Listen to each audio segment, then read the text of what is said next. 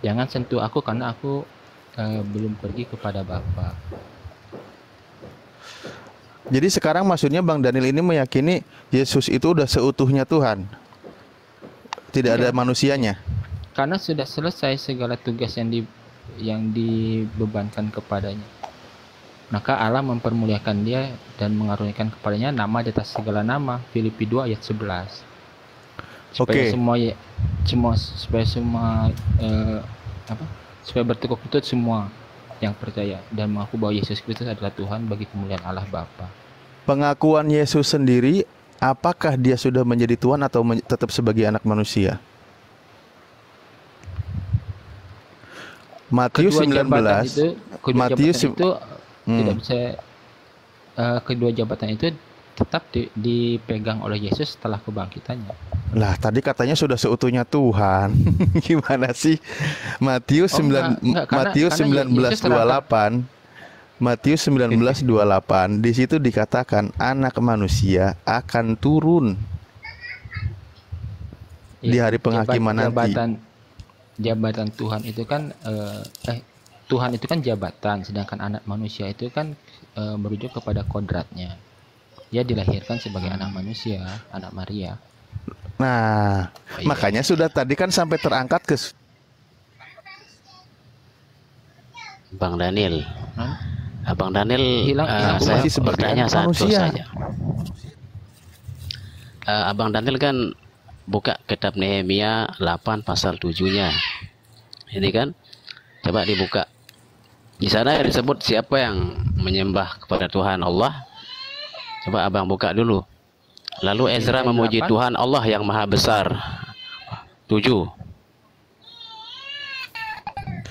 Bang, jadi pindahin lagi bahasannya. Nah, biar kita nanya tentang Allahnya kan disebut di sana menyembah Tuhan secara bersujud pada Tuhan yang Maha Esa, bukan kepada Yesus kan. Lalu Ezra memuji Tuhan Allah yang Maha Besar dan semua orang menyambut dengan amin amin sambil mengangkat tangan, kemudian mereka berlutut dan bersujud menyembah kepada Tuhan yang dengan muka sampai ke tanah. Ini kan cara orang menyembah Tuhan, bersujud kepada Allah. Nah, coba jelasin dulu. Ya, memang begitu. Cara menyembah Tuhan itu bersujud. Untuk konteks budaya. Sinyal Bang Ardi, sinyal tadi. Siap dan siap. Iya, saya coba kembali lagi ya. Saya baca di sini. Tadi Bang Daniel itu meyakini setelah dia bangkit, dia itu sudah menjadi Tuhan seutuhnya. Padahal Yesus sendiri berkata di Matius 19:28, kata Yesus kepada mereka, "Aku berkata kepadamu, sesungguhnya pada waktu penciptaan kembali, apabila anak manusia bersemayam di tahta kemuliaannya, kamu yang telah mengikuti aku akan duduk juga di atas 12 tahta untuk menghakimi ke-12 suku Israel." Justru nanti Yesus turun kembali pun dia sebagai anak manusia, sama manusia itu. Itu kan di hari penghakiman nanti itu. Ya, turun yang kedua kalinya dia. Bahwa Tuhan itu merujuk kepada jabatan. Anak manusia merujuk kepada kodrat. Yesus memang anak manusia yang diangkat menjadi Tuhan oleh Allah Bapa. Jadi pada kedatangannya yang kedua pun dia datang sebagai Tuhan. Dan dalam kodrat anak manusia, dalam kodratnya manusia. Dia diangkat sebagai kurios ya? Iya. Tapi dia bukan teos kan? Bukan. Wah. Kalau gitu kurios kan banyak makanya. Untuk sisi kemanusiaannya ya. Kembali lagi ke sisinya. Untuk anak manusianya ya. Iya Bang, makanya anak manusia yang diangkat menjadi kurios. Berarti gini Bang, setelah Yesus bangkit dari kematian, Bang Daniel itu masih meyakini dia sebagai manusia juga atau sudah seutuhnya Tuhan? Soalnya tadi kau bilang sudah seutuhnya Tuhan. Ini sekarang ketika bahas ayat ini gimana? Masih tetap katakan gini loh, misalnya nih ya, setelah Pak Jokowi mengucapkan sumpah jabatannya, dia tambah ini ya, dia tambah satu status lagi bahwa dia adalah presiden statusnya. Tapi dia tetap anak manusia kan? Makanya saya bilang bahwa Tuhan itu, kurios itu adalah status, sedangkan anak manusia itu adalah hakikatnya, esensinya. Nah tadi kan udah dibilang sama Bang Daniel, yang memiliki status kurios itu kan banyak, bukan hanya Yesus. Iya, tetapi status kurios Yesus itu spesial. Dia adalah kurios atas segala kurios, Tuhan atas segala Tuhan. Segala kuasa di surga dan di bumi telah diberikan kepadaku. Kuasa Nah, atas malaikat, atas iblis, atas manusia, atas segala ciptaan. nah sekarang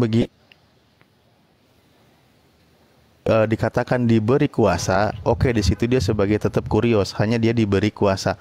Dan yang akan dihakimi oleh Yesus di hari penciptaan kembali itu hanya dari kedua belas suku dari Bani Israel. Itu yang dikatakan oleh Yesus. Ya, sebagai Mesias. Berarti dia tuh untuk Tuhan tuh di kalangan Bani Israel. Ya, sebagai Mesias memang diutus khusus untuk bangsa Israel sebagai Mesias ya. Tidak diutus kepada bangsa Jepang, bangsa Eropa, bangsa Amerika, enggak. Khusus untuk bangsa Israel. Tetapi sebagai juru selamat dia diutus untuk seluruh dunia. Itu sebabnya di kitab Wahyu pun dikatakan bahwa nanti ada maka bumi mengeluarkan jiwa-jiwa yang udah meninggal, dan semuanya itu akan dihamparkan di hadapan tahta keadilan, dan semua mereka akan diadili. Gitu loh. Jadi bukan cuma 12 suku aja, tapi semua manusia akan diadili di hadapan tahta Lah ini keadilan. kata Yesus sendiri bilang 12 suku bangsa Israel. Lihat konteksnya. Seperti ketika Yesus bilang ia datang hanya untuk, dia diutus untuk bangsa Israel saja. Konteksnya apa? Karena di ayat lain pun Yesus mengatakan bahwa selain dari domba-domba ini ada juga domba-domba dari kandang, dari kawanan yang lain yang akan menjadi kawanan dombaku. Mereka akan menjadi satu kawanan dan satu gembala. Jadi ya, keselamatan itu pun terbuka untuk bangsa-bangsa lain juga, bukan hanya domba-domba dari kawanan Israel saja. Nah, orang yang ikut kepada hukum Bani Israel kan, maksudnya ketika dia masuk ke dalam kandang di situ. Enggak. Di kitab Yohanes pasal 1 itu dikatakan bahwa Taurat memang Taurat memang diberikan oleh Musa, tetapi kasih karunia dan kebenaran datang oleh Yesus Kristus. Jadi kami diselamatkan bukan karena mengikuti hukum Taurat, tapi hukum kasih karunia dan anugerah. Oke, kita kembali lagi kepada pernyataan Yesus itu sendiri. Yang saya baca tadi ya, ketika di Matius 19 itu, dia yang akan dia hakimi kedua belah suku bangsa Israel. Bahkan di situ di beberapa ayat dijelaskan 12 suku Israel yang dijamin juga nanti yang akan masuk ke dalam kerajaan surga itu ditempatkan di mana, disiapkan pintunya. Itu kan semua yang tertulis oleh Yesus itu. Yang termateraikan, jumlah yang termateraikan, pintunya ada 4. Dari satu pintu itu ada 3 suku. Jadi 3 suku kali 4, jadi 12 suku itu. Dari 12 suku itu dijelaskan suku mana saja. Nah itu kan jelas yang dipaparkan oleh Yesus, bahkan merujuk kepada kitab Wahyu. Dan di sini jelas tadi adalah poinnya kembali bahwa Yesus sendiri tidak pernah mengaku dirinya sebagai Theos, tetapi dia sebagai anak manusia, pengakuan dia. Ya, sampai kapan? Ya memang semua banyak. Status kurios itu banyak. Ya, sampai kapan? Ya, silakan. Bangsa Israel itu adalah bangsa yang spesial, yang istimewa, karena ia dipilih langsung oleh Tuhan Bapa. Oleh karena perjanjiannya melalui bapak-bapak leluhur bangsa Israel. Nah, tetapi untuk konteks keselamatan, Tuhan pun tetap membuka pintu keselamatan itu untuk bangsa-bangsa di luar bangsa Israel. Di Kisah Para Rasul pasal ke-6 atau ke-7 saya lupa. Rasul Petrus itu diberi pewahyuan berupa mimpi bahwa ia boleh memakan makanan yang haram. Lalu Rasul Petrus menolak karena itu haram katanya. Lalu Tuhan membalas, apa yang sudah dinyatakan halal oleh Tuhan nggak boleh dikatakan haram oleh manusia. Itu artinya lalu Rasul Petrus mendapatkan satu pencerahan bahwa bahwa keselamatan juga terbuka bagi bangsa-bangsa kafir, bangsa-bangsa di luar Israel. Begitu loh. Lalu dia pergi dan membaptis Cornelius. Selanjutnya seperti itu. Oke. Kembali lagi tadi ke konsep ya, biar tidak makin jauh bergeser. Habis ini saya kasih ke kawan-kawan yang lain. Ya. Contoh Bang Daniel meyakini bahwa Yesus. Makanya ini konsistennya, saya perlu konsisten dulu deh ya dari pemaparan kita ini ya, diskusi beberapa menit ke belakang. Ketika Bang Daniel meyakini, saya tanya sekali lagi, Yesus dijadikan sebagai Tuhan itu setelah dia bangkit, betul ya? Iya. Nah, bagaimana juga bahkan justru Yesus lahir pun disebut Tuhan, itu gimana? Di kitab Lukas itu. Iya, Lukas 1 ayat 11 itu. Ya, konteksnya di satu perikop itu konteksnya adalah Mesias, kelahiran Mesias. Jadi di situ Tuhan di situ ya merujuk kepada jabatan kemesiasan Yesus, Tuhan. Lah itu kan yang sedang kita bahas tentang Yesus. Gimana sih? Iya, Anda tadi meyakini bahwa Yesus konteksnya itu adalah Mesias. menjadi Jadi, Tuhan setelah dia kalimat bangkit. hari ini telah lahirmu Tuhan yaitu Kristus di kota Daud. Tuhan yaitu Kristus. Kristus itu kan Mesias. Siapa di situ? Yang Tuhan itu siapa di situ? Yesus bukan? Yesus, tapi saat itu konteksnya adalah Mesias, bukan sebagai Tuhan, karena waktu itu kan dia belum dipermuliakan, belum dibangkitkan dari kematian. Lah iya, memang dia itu kan disebut Mesias, bahkan disebut Tuhan. Di kitab Anda dikatakan ketika lahir pun dia sudah dikatakan Tuhan.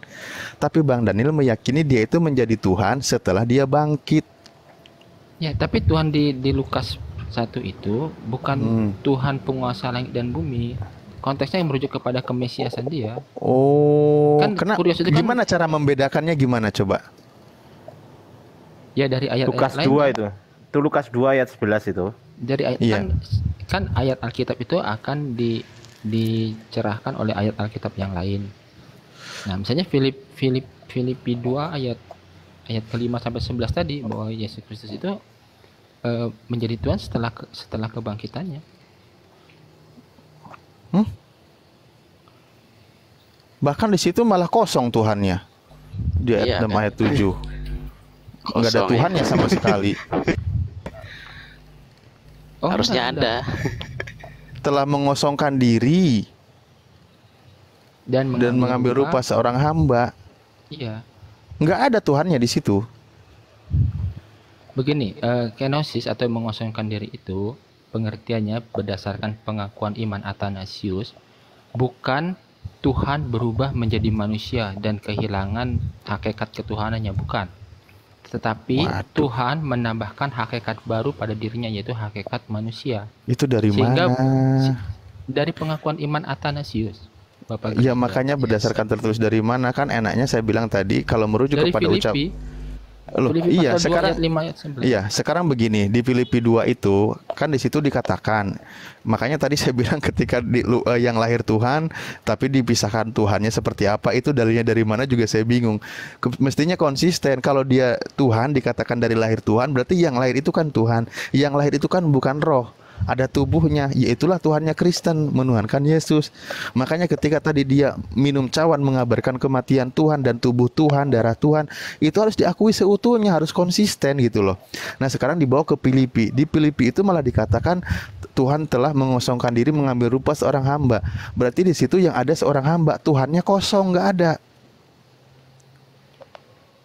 Makanya perlu menafsirkan kitab suci. Begini, di Lukas pasal 1 itu kan jabatan ketuhanannya kan merujuk kepada Mesias, bukan kepada ketuhanannya nanti setelah kebangkitan dan dipermuliakan. Nah, di kitab 1 Korintus kan konteksnya kan Paulus menuliskan ayat itu setelah Yesus mendapatkan jabatan Tuhan. Jadi ya sah-sah aja dia mengatakan bahwa mengabarkan kematian Tuhan. Karena dalam pikiran Paulus di dalam pengertian Paulus saat itu saat dia menuliskan Korintus itu ya memang Yesus sudah menjabat sebagai Tuhan. Nah, berarti Yesus ketika hidup di dunia, ketika dia masih hidup seutuhnya manusia ya. Begini, tentang duinatur Yesus Kristus ya. Konsisten dulu dong jawabannya, biar enak kita diskusinya. Tentang tentang Dui Natur Yesus Kristus. Seutuhnya manusia 0% Tuhan. Enggak, 100% manusia, 100% Tuhan. Tuh kan. Dicek aja Ustadz Alif, dicek aja. Banyak Kristen, Apa yang dicek? banyak Gini, bahkan tar dulu, Kristen yang salah paham mengenai konsep kenosis atau mengosokkan diri atau inkarnasi 1 menit ya dalam. Ustadz Alif ya. 1 menit Ustadz Alif. Ya, silakan. Kita Ya, cek dulu silakan. ya. Kita cek dulu konsep 100% Tuhan, 100% manusia, kita cek ya. Karena kita di sini adalah sifatnya adalah dialogis, maka kita harus menggunakan akal pikiran kita untuk berdialog, betul ya. Jadi gini. Jika 100% Tuhan dan 100% manusia, berarti artinya terpisahkan atau tidak terpisahkan Bang Daniel? Secara hakikat terpisah. Secara hakikat terpisah. Abang tahu arti hakikat nggak? Ya, esensi atau zat dalam bahasa Arab. Bukan, keadaan yang sesungguhnya itu namanya hakikat. Keliru Abang. Kalau pribadinya, Anda kata pribadinya terpisah, oke lah. Tapi kalau hakikat terpisah, jadi Tuhan ada 2 gitu. Bukan. Kita di sini ilahi berapa dan hakikat, Bang? manusia. Satu Bang, hakikat. Kita di sini berapa hakikat? Satu hakikat. Nah, oke, berapa pribadi? Banyak, ada berapa? Ada 7. Nah, itu. Oke, sekarang kita cek. Yesus dan Allah itu berapa hakikat? Bukan Yesus. Kebalik Abang tadi. Yesus Kebalik. dan Yesus. Logos itu dua hakikat. Yesus Kristus dua hakikat. Oke, berapa pribadi? Satu pribadi. Nah, kebalik berarti. Satu pribadi. Oh enggak. Oh ya udah, oke, satu pribadi. Oke, sekarang Karena kita itu cek ya. itu adalah pengajaran gereja sudah turun temurun. Enggak, bukan. Masalahnya itu di linguistik bahasa Anda yang kurang tepat. Itu sih. Oke, enggak masalah lah. Oke, kita cek sekarang ya. 100% Tuhan, 100% manusia. Keadaan apa saja yang bisa menyebabkan Yesus menjadi 100% manusia dan 100% Tuhan? Ya. Silakan. Untuk segala keadaan manusiawinya, kelemahan tubuhnya, keinginan dan kehendak bebasnya itu 100% manusia. Tapi untuk jiwanya itu adalah ilahi. Jiwanya ilahi. Oke, kita kunci di situ. Sekarang kita cek ya. Pada saat Yesus digantung di tiang salib, Yesus merasakan sakit nggak? Ya, merasakan sakit. Keilahiannya Yesus merasakan sakit nggak? Tidak. Nah, ini mulai kan? Mulai di sini nggak konsistennya. Di sini Kenapa saya tidak bilang tadi Ustadz Alif ya, jadi kita cek dulu ya, kita cek logical reasoningnya dulu. Kalau sudah seperti ini bukan logical reasoning namanya, tapi logical fallacy. Itu yang saya maksud. Jadi nggak bisa ya, kalau memang konsisten 100% Tuhan 100% manusia. Tadi Anda bilang seperti yang Anda bilang lengkap tadi ya, saya masih ingat. Tunjukkan di mana fallacy-nya. Duh. Ya fallacy-nya tadi Anda bilang Bapak Allah dan Tuhan dan ilahinya Yesus dan manusianya Yesus dan ilahi jadi satu katanya. Satu secara pribadi. Nah, tadi kata satu secara pribadi. Oke, padahal pribadi itu artinya perorangan ya kan? Kebalik sebetulnya Anda itu secara linguistik itu terbalik. Kalau nggak percaya Enggak, tanya. itu memang ajaran Bapak gereja. Iya, Dua berarti Bapak hakikat, gerejanya satu nggak paham pribadi. linguistik gitu. Ya udah nggak apa-apa lah, kita abaikan itu. Kita abaikan itu. Oke, ketika itu jadi 100% manusia, 100% Tuhan, berarti jika Yesus merasakan sakit, harusnya segi keilahian Yesus harus merasakan sakit juga dong. Kan 100%. Kalau nggak gitu berarti 50-50. Nah, itu baru benar. Coba. Itu pun juga salah. Kalau 50-50 itu juga salah. Gini, logos yang merupakan hakikat ilahi dalam tubuh Yesus itu kan gaib. Apakah yang gaib itu bisa ditusuk paku? Nah, makanya Anda sendiri tombak. Anda Kan sendiri yang mengatakan bahwasanya tadi Tuhan itu 100% Yesus itu 100% manusia, 100% Tuhan. Anda bantah juga pernyataan Anda barusan ini tadi. Makanya nggak ada yang namanya 100% Tuhan, 100% manusia, itu nggak ada. Itu hanya doktrin gereja. Saya kembalikan ke Ustadz Alif, silakan. Ya enggak, ya mestinya yakini aja udah Yesus itu Tuhan 100%, nggak ada manusia, malah lebih simpel loh Bang sebenarnya kalau kita Betul. secara Oh enggak, prinsipnya. justru kalau Nah, ada gereja yang yang mengajarkan bahwa Yesus itu bukan manusia, itu sesat. sekarang begini Bang, yang menjadi manusia Tuhan atau bukan Tuhan? Nah, Bukan menjadi manusia, tetapi mengambil rupa, menambahkan menambahkan hakikat ya. Waduh. Akhirnya pada jadi nggak? hakikatnya yang sudah ada. Akhirnya jadi nggak? Oke. Yohanes Ini deh, 1:14 di itu sini kan di sini ada firman yang bisa, menjadi daging. di sini ada yang bisa browsing Google nggak? Enggak gini Bang. Firman menjadi daging, bener nggak? Iya, pengertiannya dari firman menjadi daging itu dijelaskan di Filipi 2 ayat 5. Filipi Ayat pasal 6, 2 ayat 7. 7. Filipi itu kitabnya siapa? It's okay. Yohanes 1 Kitabnya itu Paulus. kitabnya siapa? Nah, Nggak masalah. makanya fokus dulu di situ, di kata Yohanes dulu biar enak. Sekarang begini loh penjelasannya. Nanti soalnya banyak kontradiksi juga dari pernyataan Paulus dan pernyataan Yohanes. Nah, sekarang begini Bang. Firman itu kan menjadi manusia. Di ayat satunya firman itu adalah Allah. Nah, yang menjadi manusia atau menjadi daging ini Tuhan atau bukan gitu loh. Firman Allah, Nah, Logos. Allah itu sendiri kan? bukan Allah Bapa tapi ya. Kan Allah itu kan 3 pribadi, Bapa, Ya memang di situ nggak ada Firman, dan menyebut Roh Kudus. Allah Bapa, nggak ada. Yang Ya, ada Nah, itu Firman, sekarang Logos. 3 pribadi Ustaz Alif. Ustaz Alif. aduh, ngerobot. Jangan diserobot Bang Ardi, jangan. Nggak ngerobot. Oh, robot. Hilang suaranya. Oh, hilang. Bang Masaha beda kali itu jawabannya Bang Masaha. Bang Ardi hilang tuh sinyalnya.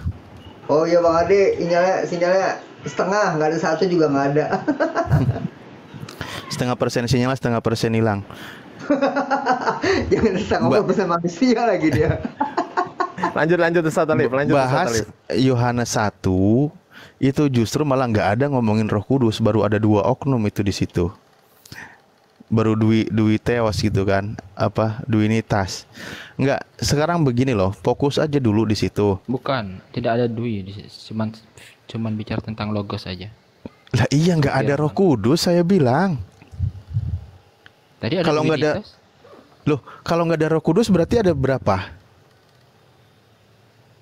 Coba Yohanes 1 ayat 1 bicara- itu Yohanes bicara 1 tentang Logos. ayat. Ya makanya di situ nggak ada Roh Kudus. Bener nggak sih saya bilang? Iya, ya. Nah Tadi kan iya. Anda bilang hanya ada. Tadi kan Anda bilang hanya bicara tentang Duinitas. Iya hanya ada 2 di situ. Ketika membaca di situ. Apa dan Kal- apa? Loh, firman dan Allah. Tidak membahas tentang Roh Kudus. Beda. Firman kan bicara tentang pribadi. Kalau Allah kan bicara tentang hakikat. Loh, sekarang Waduh. begini, Bang. Aduh. Pada mulanya adalah firman. Firman itu bersama dengan Allah. Firman itu adalah Allah itu sendiri. Bener nggak? Ya, tapi Allah di situ bukan mengacu kepada pribadi manapun ya, tapi kepada hakikat. Berarti firman itu adalah hakikat. Firman itu hakikatnya ilahi. Nah, Allah itu hakikatnya ilahi.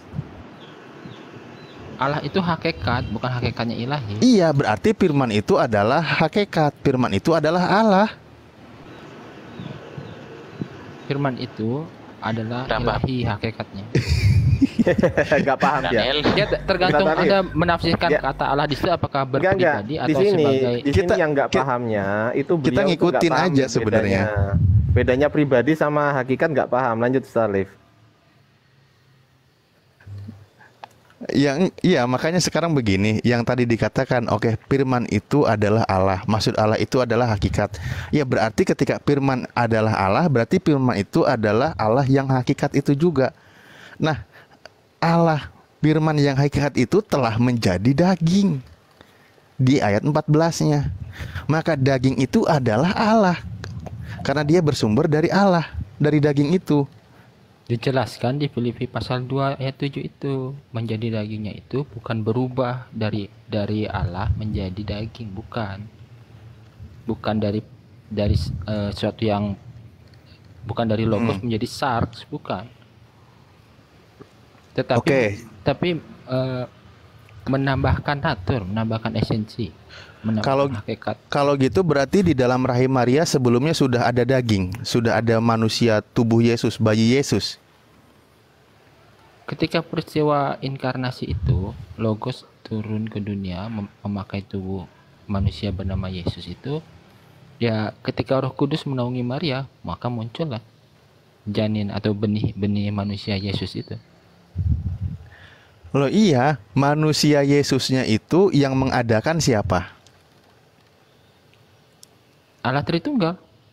Bapa. Nah, Allah juga kan? Allah juga kan? Ya. Nah, tubuhnya yang mengadakan adalah Allah. Itu hasil dari firman itu bukan? Iya, segala sesuatu diciptakan melalui dan oleh firman. Oh, berarti tubuhnya diciptakan oleh Allah kalau gitu. Betul. Tubuh Yesus diciptakan oleh Allah di dalam rahim Maria, gitu ya? Betul, iya. Lalu firman itu masuk ke dalam tubuh yang diciptakan oleh Allah gitu. Iya, sebagai jiwa dari si jabang bayi itu. Sebagai rohnya? Sebagai jiwa. Kalau rohnya? Rohnya ya roh itu kan bicara tentang kehidupan kan, tentang nyawa kan, ya dari Roh Kudus. Ketika Roh Kudus menaungi Maria, ada embrio dalam rahim Maria, di situ ada kehidupan. Loh, itu kan tadi katanya yang Roh Kudus itu yang menciptakan daging Yesus di dalam perut bundanya, Bunda Maria. Padahal kalau kita baca Yohanes 1:14 itu kan sebenarnya udah simpel bang, nggak dibawa kemana-mana. Firman itu yang sudah menjadi daging, sudah jadi manusia. Malah justru kan ada di Filipi pasal 2. Bukan dari A menjadi B, tapi A menambahkan B, jadi hasilnya AB gitu. Nah, kalau A menambahkan B, berarti memang kalimat 1:14 itu perlu dirubah. Karena tidak tepat, firman menjadi manusia itu tidak tepat. Maksudnya firman bukan menjadi daging, tapi firman masuk ke dalam daging, kan gitu? Enggak. Lah, mungkin kawan yang lain dulu lah. Oke. Kan aku hargai ayat imannya. Nggak bisa ditafsirkan secara terpisah-pisah, saling menguatkan. Kalau saling menguatkan jangan dilarikan ke Filipi, bang. Fokus di Yohanes makanya. Karena kan Anda Filipi sendiri yang bawa lari ke Filipi. Filipi pun firman Tuhan juga. Loh, Bang Daniel ini harus fokus dulu. Fokus dulu ya, muter-muter jawabannya. Kalau anda tidak mengakui Filipi sebagai firman Tuhan karena ia adalah tulisan dari Paulus, ya itu keyakinan Anda. Saya tidak akan memaksa. Tapi bagi bukan bang. Kan tadi katanya harus merunut satu konteks pembahasan di situ. Iya. Tapi kenapa justru dilarikan ke Filipi? Kalau dipaksakan di situ nggak ketemu. Betul. Betul. Nggak ketemu. Saya kasih kesempatan yang lain dulu ya. Nggak enak takutnya saya dibilang cerca. Iya. Bang Masaha mungkin mau jawab. Bang Masaha, silakan. Silakan Bang Masaha. Iya, jadi singkat cerita, tadinya itu udah 3 Tuhan. Tapi kemudian salah satu Tuhan itu makan buah kuldi, jadi sekarang tinggal 2 begitu. Waduh. Baru nih. Lagi. Jadi kayak ini, Tuhannya tinggal 2, ku pegang erat-erat. Bang Masaha ini kacau. Bang Masaha ini bisa aja Bang Masaha. Coba ini. Saya bantu bacakan lagi lengkapnya kalau gitu ya, sambil kawan-kawan lain. Ini ya, hendaklah kamu dalam hidupmu bersama menaruh pikiran dan perasaan yang terdapat juga dalam Kristus Yesus, yang walaupun dalam rupa Allah, Yesus berarti rupa Allah ya, tidak menganggap kesetaraan dengan Allah itu sebagai milik yang harus dipertahankan, melainkan telah mengosongkan dirinya sendiri dan mengambil rupa seorang hamba dan menjadi sama dengan manusia. Coba Bang. Salah, Bang. Loh, ini Salah. bacanya begini kok. Salah? Bukan tadi kan Anda bilang ini Yesus dalam rupa Allah, ya bukan. Pikiran dan perasaan itu bicara tentang logos. Jadi yang mengosongkan dirinya itu bukan Yesus tapi logos. Yang walaupun dalam rupa Allah ini siapa? Logos. Di mana keterangannya?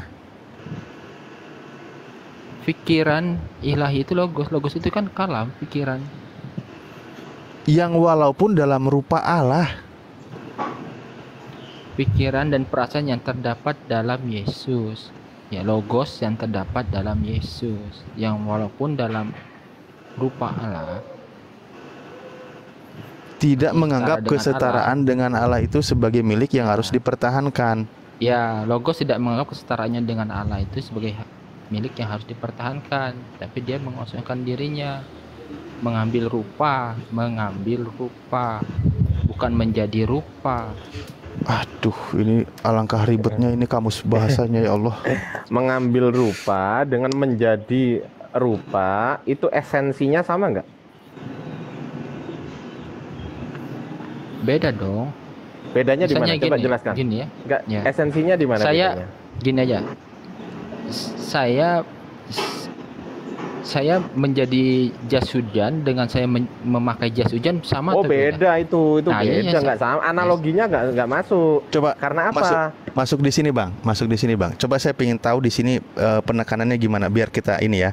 Melainkan telah mengosongkan dirinya sendiri. Yang mengosongkan dirinya sendiri ini siapa? Coba. Logos. Biar logos itu kosong. Arti mengosongkan dia adalah tidak menganggap kesetaraannya sebagai milik yang harus dipertahankan. Mengosongkan dirinya sendiri. Jadi Merendahkan logos ini dirinya. kosong. Merendahkan dirinya. Oke. Nah, berarti logos ini tidak memiliki kemampuan gitu maksudnya. Memilih untuk tidak menggunakan kemampuan. Lalu logos yang kosong ini, yang sudah Ibaratnya kosong gini deh, ini ibaratnya gini. mengambil rupa seorang hamba. Maksudnya dia masuk ke dalam hamba gitu, ke dalam manusia. menambahkan. Waduh, Yus lanjut lah. Aku bingung beneran. Aduh. Makanya gini, kalau mau jelas, kalau ada yang bisa googling, carilah pengakuan iman Athanasius. Coba Bang Baca Eko Bukan iman bab dulu. 3. Bukan iman Aku dulu yang bantulah. dibahas. Coba bantulah. Ayo Bang Masaha, silakan Ya. Bang Masaha. Iya yang kan? memang berlaku Enggak, di mulu lagi. Karena gini, saya kemarin diskusi dengan pendeta Ade, yaitu yang di luar negeri itu, dia bilang, yaitu Yesus itu sudah mengosongkan dirinya, bukan ilahi lagi. Dia menjadi hamba sama seperti kita. Yesus yang ilahi, yang Tuhan itu sudah tidak setara lagi dengan Tuhan, tapi setaranya dengan manusia. Sederhana, simpel, udah nggak dibikin ribet. Tapi ini bukan Yesusnya, logosnya. Aduh, aku. Bukan Ya wis, begitu. lanjut.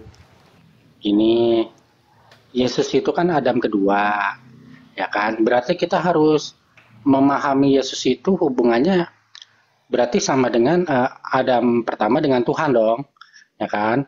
Sekarang apakah Adam pertama itu Tuhan yang jadi Adam pertama? Kan bukan. Nah, artinya itu membuktikan kalau Yesus dan Tuhan itu dua pribadi yang berbeda. Nah, sekarang pertanyaannya, apakah Yesus itu Tuhan? Ya Tuhan. Kenapa Tuhan? Karena dia tidak mewarisi dosa buah kuldi gitu loh. Apa itu arti maksudnya tidak mewarisi dosa buah kuldi? Jadi, seandainya kalau Yesus tidak disalib dan tidak diangkat, maka Yesus masih hidup sampai hari ini gitu loh. Umurnya mungkin 2000 tahun. Yesus masih hidup di tengah-tengah kita gitu loh. Begitu, Bang. Nah, bukannya dia di langit Bang Mas. Salah. Ah, salah tuh. aduh, Bang Daniel. Karena anak Allah Ya, salah. diutus itu untuk menebus dosa. Oke, Jadi Bang dia Daniel. harus mati. Bang Daniel gini ya. Tadi yang saya garis bawahi mengambil rupa manusia dan menjadi manusia itu Abang bilang kan beda tadi. Ya kan? Padahal secara esensi itu sama loh, Bang. Saya mengambil jabatan manajer, saya menjadi manajer. Nah, itu sesuatu yang bisa, kalimat yang bisa dianalogikan. Tetapi jika saya mengambil jas hujan, saya menjadi jas hujan, itu nggak bisa. Karena kontekstualnya itu berbeda. Jadi Bang Daniel tuh harus paham dulu linguistik bahasa sama grammarnya. Kemudian banyak sih sekali kata benda, kata anu itu harus dipahami dulu supaya bisa menyusun bahasa-bahasa yang mau kita bicarakan gitu. Jadi nggak semuanya asal bisa dianalogikan sesuai dengan pernyataan tadi, nggak semuanya gitu. Saya mengambil manajer, saya menjadi manajer, sama nggak? Apakah manajernya saya ambil, saya apa? Saya bawa lari gitu, manajernya? Kalau Anda Enggak, mengambil kan? manajer ya siapa manajer yang Anda ambil? Ah, berarti Yang Anda berarti Anda ke subjek, padahal saya nggak ke subjek. Saya ke jabatannya. Manajer Saya itu kan mengambil dua-duanya saya objek. mengambil jabatan manajer. Nah, tuh kan, saya mengambil jabatan manajer. Saya menjadi manajer, sama nggak? Sama nggak? Nah, ayo. Saya mengambil jabatan manajer nih. Ada pilihan tuh yang disediakan perusahaan, salah satunya direktur, manajer dan lain sebagainya. Tetapi saya mengambil jabatan manajer, saya menjadi manajer, sama nggak? Beda. Waduh, beda. Bedanya di mana? Coba. Karena Beda teman-teman. iya. Bedanya di mana? Coba jelasin. Coba saya mau penerangan, coba jelasin. Ya. Coba Bang Daniel, silakan jelaskan. Saya mengambil jabatan manajer. Saya disediakan nih sama perusahaan. Ardi, kamu boleh ambil jabatan. Ini ada 15 jabatannya. Ambil salah satunya. Siap, Dan, gitu kan. Oh, di situ ada manajer. Oke, saya mengambil jabatan manajer. Nah, saya jadi manajer nggak? Ting dung. Ting dung. Meong. Jadi gini Bang Daniel ya. Gini Bang Daniel. Gini saya jelasin dikit Bang Daniel ya. Insya Allah kita di sini bukan saling menghujat Bang Daniel. Kita saling berbagi ya kan. Jika ada memang yang saya benar-benar tidak tahu, maka saya akan belajar dari ketidaktahuan saya. Tetapi jika Bang Daniel merasa memang tidak berkompetensi dalam dalam linguistik bahasa seperti itu, baik itu di linguistiknya maupun di grammarnya, ya alangkah baiknya memang kalau nggak tahu jangan dipaksakan gitu loh. Jadi nggak sembarangan ambil analogi, karena itu masih analogi loh, belum nanti alegoris. Bisa nggak semua ayat kitab Anda itu kan ada yang pakai alegoris? Bisa nggak saya mengalegoriskan Bang Daniel dengan bunga desa? Bisa nggak? Nggak bisa dong. Ya kenapa nggak bisa? Kan alegoris. Ya karena bunga desa kan itu merujuk kepada perempuan biasanya. Nah, berarti tidak semua bisa dimajaskan tuh satu. Kemudian dua, tidak semua analogi itu tepat digunakan. Seperti contoh, ini dua hal yang berbeda ya. Saya mengambil jas hujan, saya menjadi jas hujan. Ini dua hal yang berbeda. Berbeda dengan saya mengambil jabatan manajer, saya menjadi manajer. Tuh, gitu Bang Daniel. Jadi Oke, jangan dibantah saya tarik lagi. Saya tarik lagi contoh Kan Bang mengenai Daniel ya. jas hujan itu. Jas hujan ditarik. Terus kemudian yang tadi, yang ke Bang Ustadz Alif tadi apa? Menjadi rupa manusia, mengambil rupa manusia sama menjadi manusia sama nggak? Nah, jawaban saya, mari kita buka pengakuan iman Athanasius supaya lebih jelas. Enggak, saya tanya Bang Simpel Daniel. sekali jawabannya itu. Udah Itu biarin aja Bang, biarin dia baca itu. Mana Anata apa? Ya udah Tasius baca. tadi. Udah Baca aja baca. Bang Daniel. Baca aja, saya tunggu. Ya, gimana bacanya? Saya cuma punya satu HP ini. Nah, itu susah ini. Ada yang bisa bantu nggak? Enggak Tadi ada. katanya mau bacain. Tadi katanya mau bacain. Bukan, dari tadi kan saya meminta tolong. Ada yang bisa googling nggak? Gini aja Bang, biar nggak ribet-ribet Bang Daniel ya. Bang Daniel gini aja, biar nggak ribet-ribet. Tadi katanya Bang Daniel, pada saat Ustadz Alif bilang mengambil rupa manusia dan menjadi manusia tidak sama, betul? Menjadi Betul.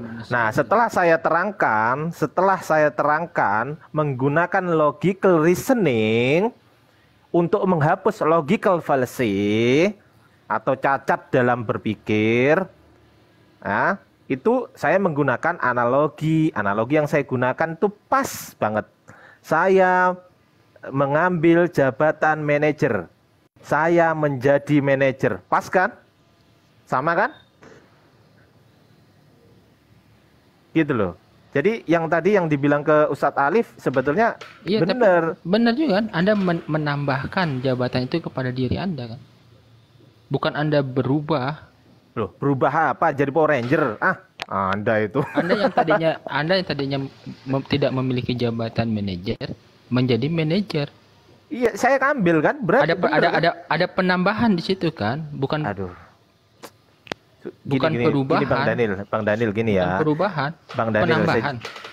Saya terangkan ya Bang Daniel. Kalau Anda tidak berkompetensi dalam dunia bahasa, ilmu komunikasi bahasa, lebih baik jangan diteruskan debat bahasa seperti ini. Lebih baik.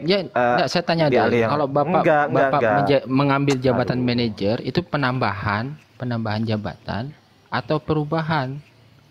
Itu bukan konteksnya di situ Bang Daniel, bukan konteksnya apakah saya menambah ataupun tidak, tetap saya menjadi gitu loh.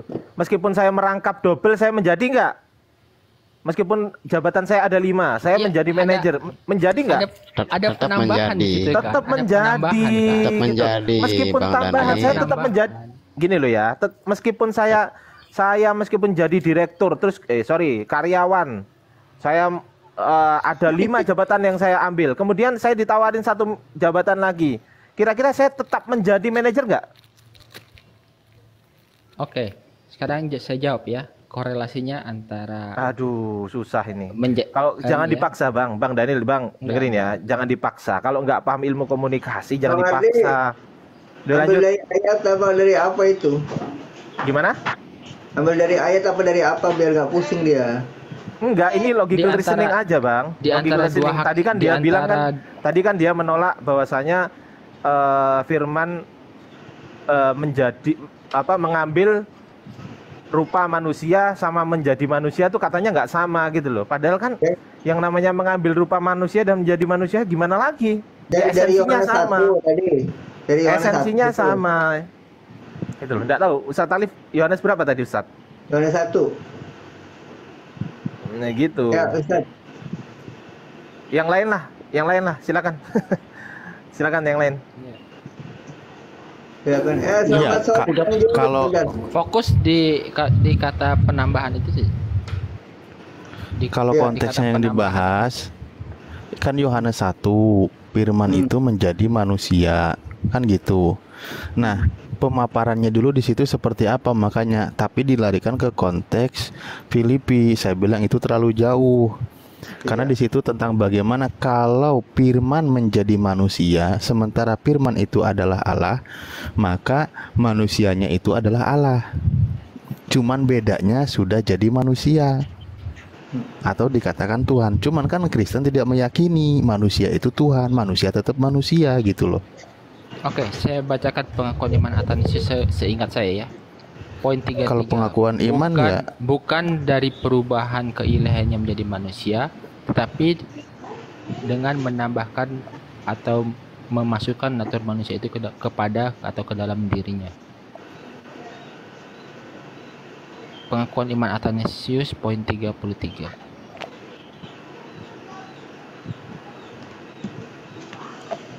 Kawan lanjut dulu ya, aku mute dulu beberapa menit. Saya ulang ya, bukan perubahan dari keilahian yang menjadi manusia, tetapi sebentar ya. Abang aku mau naik sebentar. Ya.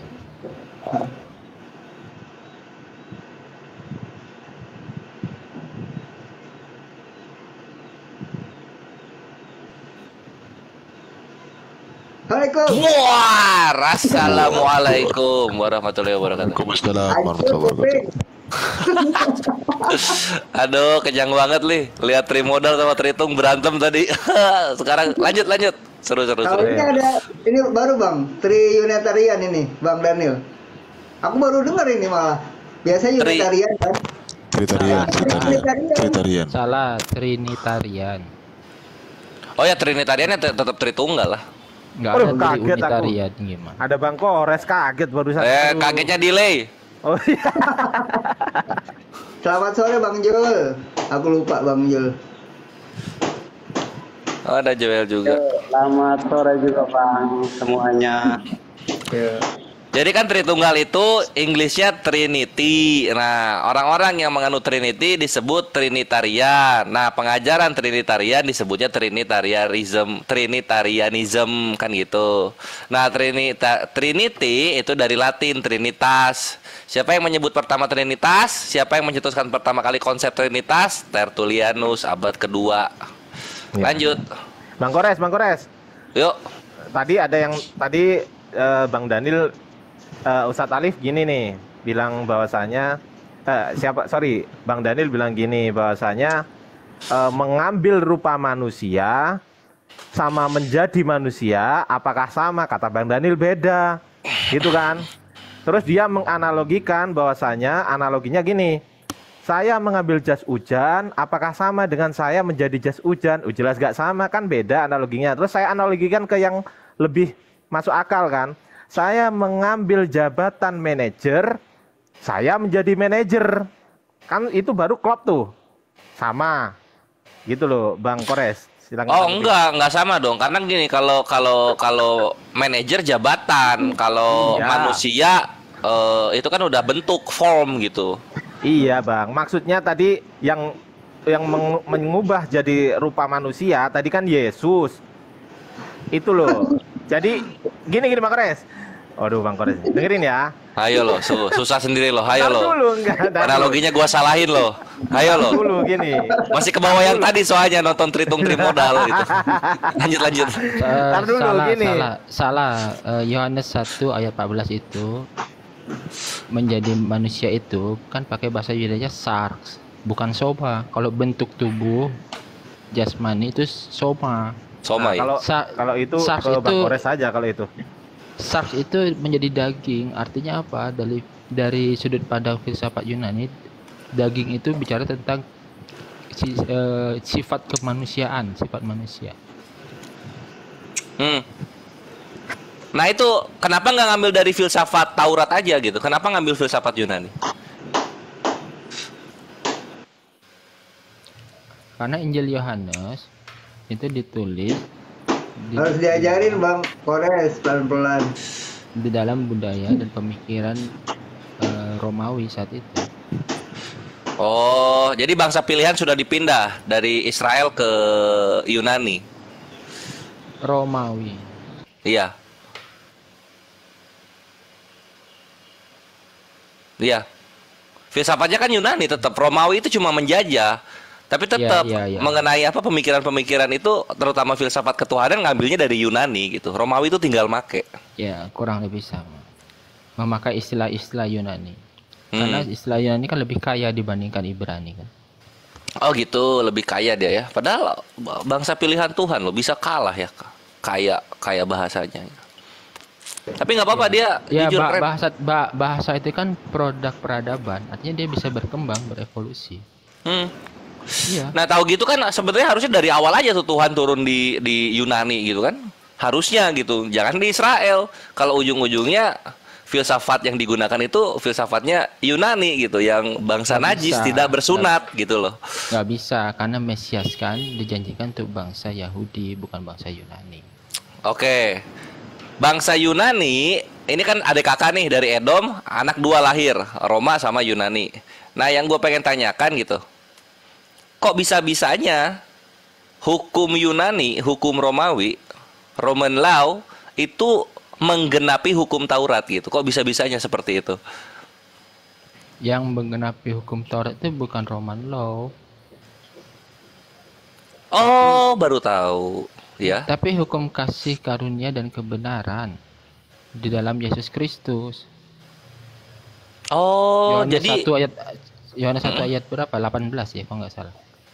Oh, jadi Daniel ini yang salah satu yang mengimani Yesus itu tidak disalib untuk menggenapi hukum Taurat ya? Gimana ceritanya? Saya tetap harus mengimani kematian Yesus dong. Terus kenapa kok bisa bilang menyalahkan apa yang gua bilang gitu loh? Kok bisa menyalahkan? Iya. Lagi puyeng kayaknya nih. Gimana ini? Sejak kapan Kristen mengikuti hukum Roma? Lah penyaliban itu dipakai. Saya sebagai salah satu cara aja. Cara siapa? Caranya Kristen Roma. Cara manusia membunuh Mesias itu. Nah, manusia mana? Walah. Bangsa Roma. Kan hukum Roma yang dipakai kan? Hukum Roma. Baru ngeh ya? Bukan hukum Ini Israel. bicara tentang hukum kenegaraan ya, hukum law civil law ya. Ya iya dong. Death penaltinya Roma kan itu penyaliban gitu loh. Iya betul. Nah, untung aja nggak Roma kelapa ya. Ya. Untuk hal ini saya setuju dengan Anda, Kores. Thank you. Buset, nah ini baru Kristen jujur gitu. Makanya untuk apa ya? Untuk kami Muslim itu kok bisa nggak terima gitu. Ini adalah sebuah pelecehan bagi kami ya. Ketika ada hukum apa ya? Non prophets gitu, hukum yang bukan datang dari Tuhan, kok bisa-bisanya diklaim menggenapi hukum yang dari Tuhan gitu. Ini nggak bisa bagi kami gitu loh. Baik. Roma itu sebenarnya bangsa Roma itu ketika menyalibkan Yesus. Mereka sebenarnya nggak mikirin tentang apa rencana penebusan, nggak kepikiran ke situ. Yesus itu terhitung di antara pemberontak. Makanya di atas salib itu kan ditulis ini Yesus raja orang Yahudi. Nggak ada raja selain Kaisar Roma. Ya, tapi kan Yesus dihukum mati karena dia dianggap sebagai pemberontak. Nggak ada hubungannya dengan penyerapan dengan penebusan dosa, nggak ada. Ya, artinya penggenapan itu dilakukan dengan hukum Yunani, Bang, hukum Roma, Bang. Bukan hukum Tuhan. Penggenapan itu. Padahal kalau motivasinya beda, Pak. Iya, masalahnya beda. Kan selalu dikatakan selalu dibuatkan di perjanjian lama kan begitu, mati secara sembelih katanya kan. Emang motivasinya apa motivasinya? Jadi motif apa? Nah gini ya, rekan-rekan Muslim kan sering mengatakan bahwa penebusan dosa itu bisa terjadi karena campur tangan Yudas dan Roma. Nah itu sama sekali nggak benar karena motivasi keduanya itu beda. Yudas itu menjual Yesus untuk mendapatkan uang, bukan untuk penebusan. Roma juga menyalibkan Yesus itu tujuannya bukan untuk penebusan dosa, tapi memang menghukum seorang pemberontak. Jadi nggak ada hubungannya dengan penebusan dosa, motivasinya beda. Iya, tunggu ya. Iya, berarti Anda nggak jadi Kristen sekarang.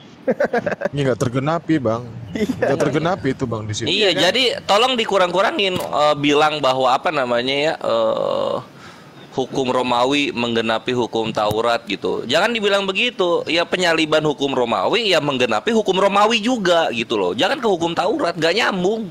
Betul. Yang menggenapi hukum Taurat itu adalah kematian Yesus di atas salib. Nah, itu udah diakui itu. Ya itu. Kalau mau menggenapi hukum Taurat, matinya dengan hukum Taurat juga harusnya. Apa kematian dengan hukum Taurat? Diulangan tuh tumpah-tumpah. Misalnya ada orang yang menghujat nama Tuhan, maka bawalah dia keluar kota dan rajamlah dia sampai mati gitu kan. Betul, dirajam. Harusnya dirajam gitu loh. Kenapa kok pakai hukum Romawi? Malah hukum Romawi kan bukan hukum Tuhan. Ya, karena kan ditulis tuh di Injil kan. Alasan dia disalibkan adalah ditulis itu di atasnya. Idri, karena Yesus Nazaretus Rex Yudea. Yesus Kristus alasannya kenapa Yesus dihukum secara Romawi ini, Bang, ceritanya. Alasannya mana? Oh begitu. Putus-putus suara. Udah jelas. Ya udah jelas. Udah jelas. Ya udah jelas. Gitu ya. Halo, Bang. Saya Muslim, Bang. Saya Muslim. Oh, Muslim. Jadi apakah Yesus dihukum? Tar dulu, satu-satu Bang Jul dulu ya, Bang Daniel. Bang Jul. Silakan Bang Jul. Oke. Kenapa Yesus itu tidak dihukum secara hukum Taurat seperti itu ya pernyataannya. Sebenarnya kalau kita lihat dari kekuasaan orang Yahudi yang menganut hukum Taurat itu, pada saat itu, pada zamannya Yesus itu, mereka di bawah pimpinan hukum Romawi. Nah, mereka yang orang-orang Yahudi yang menganut hukum Taurat itu, pada saat itu takluk kepada orang-orang Roma, karena yang sangat berkuasa di dunia saat itu adalah Roma. Makanya Yesus itu diserahkan kepada hukuman Roma. Memang betul yang Anda katakan, kenapa hukum-hukum Yahudi kan mengatakan harus diranjang batu dan itu harus digenapi. Kenapa harus diberikan ke hukum Roma? Nah, pada saat itu kan tergantung kekuasaan, siapa yang berkuasa saat itu, itulah yang melakukan haknya untuk seperti itu. Ya, nah, jadi ketika Yesus dinubuatkan bahwa itu tergenapi karena pada saat itu Yesus itu hidup di zaman kekuasaan hukum Roma. Sebenarnya hukum Taurat itu dianut oleh orang-orang Yahudi. Makanya kemarin sempat cerita dari Bang Kores ini bahwa sebenarnya hukum Roma itu harus diranjang batu dan itu sudah dinyatakan berdasarkan data. Nah, setelah kita respect atau kita cari ulang, ternyata pada saat itu Roma lah yang berkuasa atas orang-orang Yahudi, dan orang-orang Yahudi pada saat itu takluk kepada kekuasaan Roma. Nah, makanya Yesus itu selalu dibawa ke Pontius Pilatus, ke Raja Herodes, karena pada saat itu yang berkuasa ada dua raja. Nah, itu makanya mereka dihukum secara salib, bukan diranjang batu. Tetapi ini jadi menarik ini Bapak ini. Ini kalau kita lihat dari artinya Tuhan Anda tidak maha mengetahui, Pak. Memang Tuhan Anda tidak maha mengetahui gitu. Gini Bang, gini coba. Berarti yang namanya hukum rajam hilang itu bukan karena Yesus menerapkan hukum kasih, tetapi karena tidak sanggup melakukan karena ada hukum Romawi. Betul. Betul. Berarti kematian Yesus itu bukan penggenapan berarti karena tidak sesuai dengan Ya, silakan Ustaz Alif. Enggak, karena hukumnya yang lebih berkuasa adalah hukum Romawi, maka sebenarnya hukum rajam tidak ada. Misal ketika Yesus tidak merajam dan seterusnya, itu bukan karena hukum kasih, karena tidak bisa melakukan hukum rajam karena hukumnya sudah diserahkan kepada Romawi yang berkuasa. Kesimpulannya tidak tergenapi. Ya, hukum Tuhan takluk sama hukum manusia. Nah, betul. Gak jadi hukum Tuhannya. Nah, jadi kalau Matius 5 itu berarti dianggap aja gagal kan? Karena jangan kau sangka aku datang untuk meniadakan hukum Torah kan begitu. Dan malah aku akan menggenapinya. Nah, kan hukum Torah itu kan sudah kita kasih tahu tadi dari dalil mereka sendiri, dari Bible itu juga bahwasanya hukum itu adalah hukum bagi Yesus ini seharusnya ini dirajam, tapi malah disalib. Ya dihilangkan aja, bilang aja yang di Matius 5:19 itu seharusnya kalau dia maha mengetahui ini digagalkan oleh tentara Romawi, selesai. Iya. Iya, betul. Gagal ya kan? Jadi penggenapannya yang dilakukan itu gagal karena pihak Kristen mengakui bahwasanya penggenapan itu ada di tiang kayu salib kan gitu. Ya, pertanyaannya, masih mau datang ke besok? Lanjut. Bang Kores, silakan Bang Kores. Bang Kores. Bang Erik mau belajar itu jangan kasihan nanti. Bisa Bu? Ayo. Bang Kores, silakan Bang Kores. Monitor. Ya, jadi gini ya, kalau misalnya dibilang ya Yesus itu cek ya masuk. Ya, jadi dihukum karena misal penyaliban karena apa? Yesus itu dianggap sebagai pengkhianat yang mau memberontak gitu kan. Pemberontakan itu kan jatuhnya apa ya? Treason bahasa Inggrisnya itu treason. Nah, pemberontakan yang treason ini itu kalau kita lihat misalnya di mana ya? Nah, di sini tunggu. Masya Allah, full data, asli full data nih kalau diskusi santai gini aja pakai full data.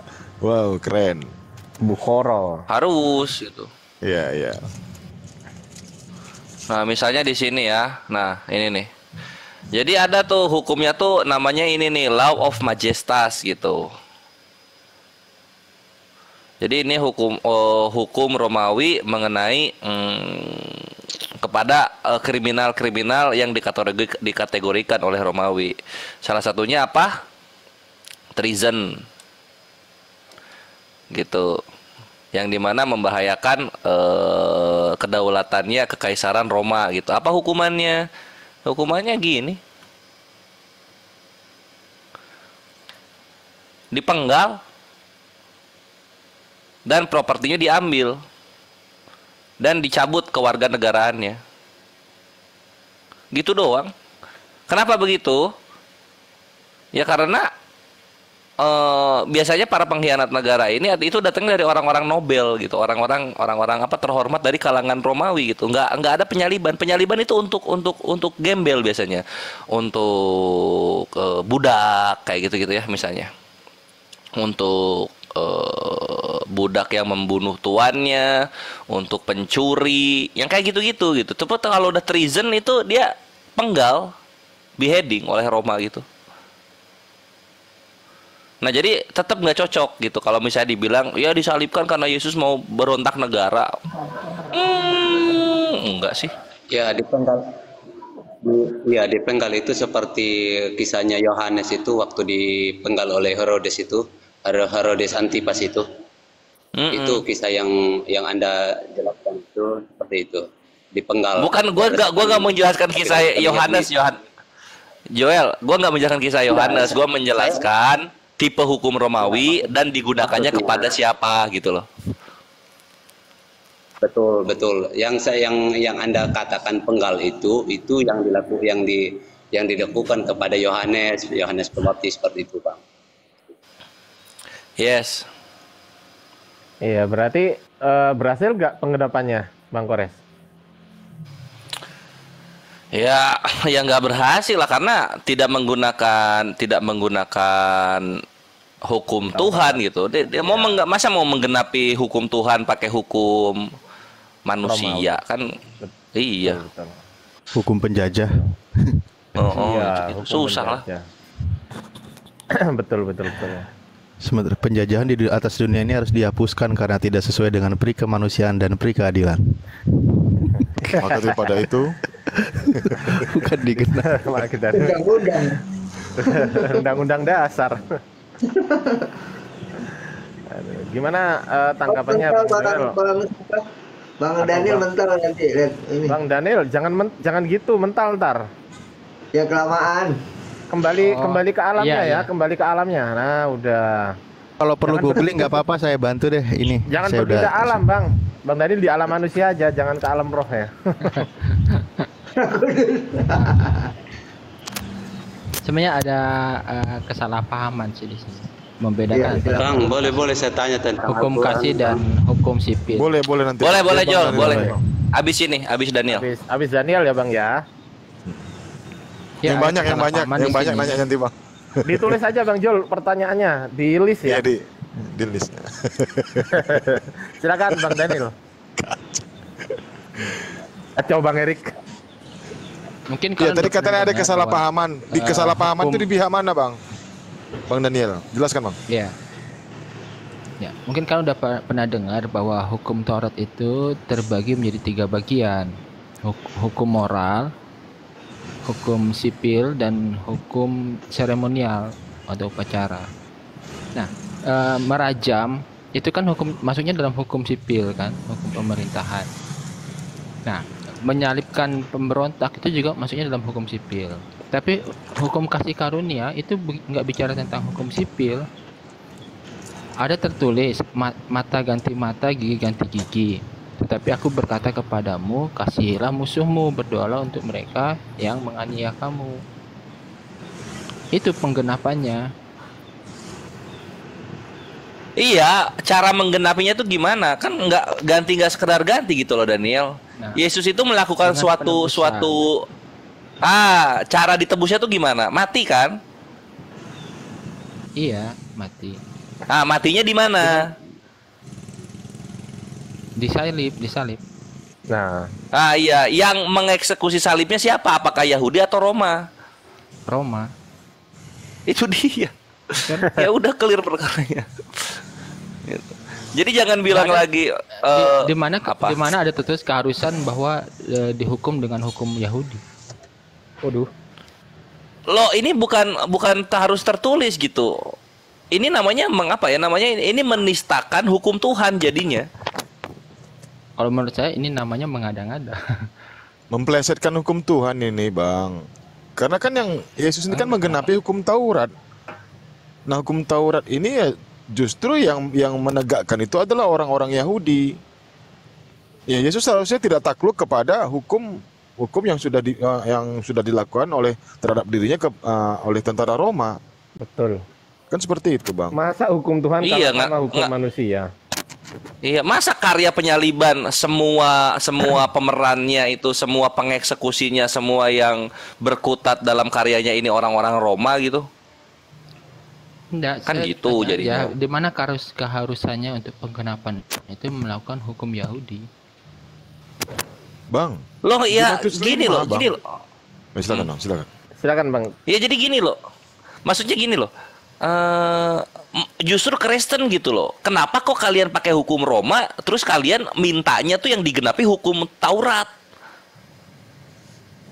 Iya, benar. Justru di situ gitu loh. Untuk civil law itu sudah digenapi dengan perintah Yesus yang baru, kasihilah sesamamu manusia. Untuk hukum seremonial, upacara pengorbanan, untuk penebusan dosa atau pengampunan dosa, itu sudah digenapi dengan kematiannya sebagai korban sempurna. Jadi kami Kristen nggak perlu lagi memotong hewan untuk menjadikannya korban penebus dosa atau korban pengampunan.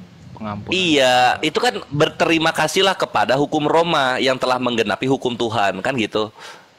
Enggak harus berterima kasih kepada hukum Roma.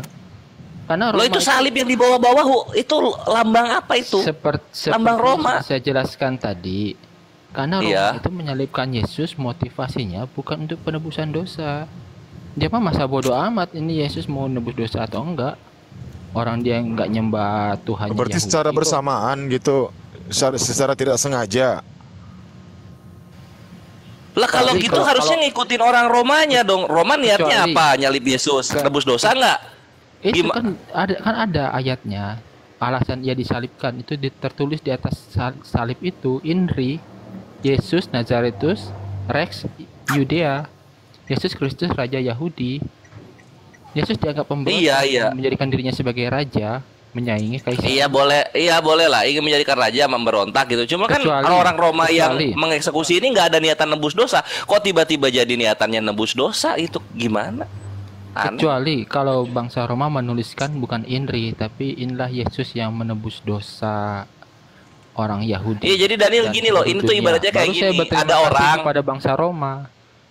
Nah, ini tuh ibaratnya ada orang melakukan persembahan ke gereja 50 juta.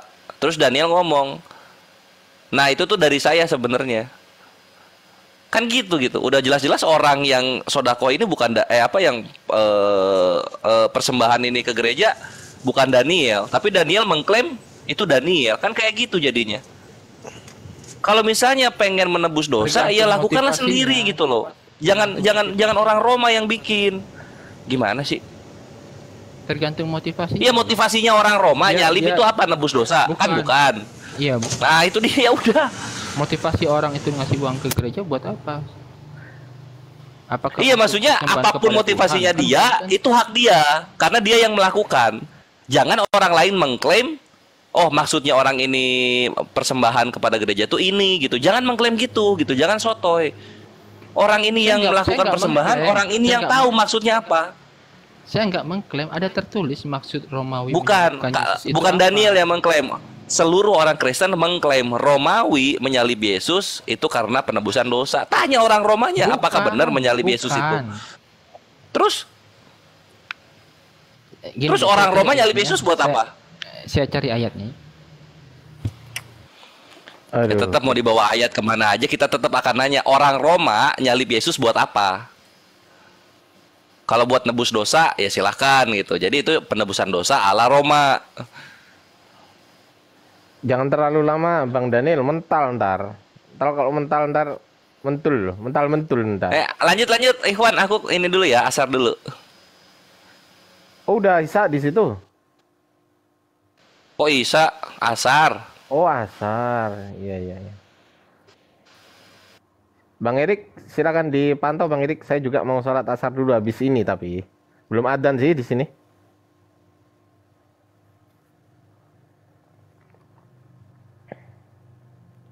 Monitor Saya Bang nggak Erik. mengklaim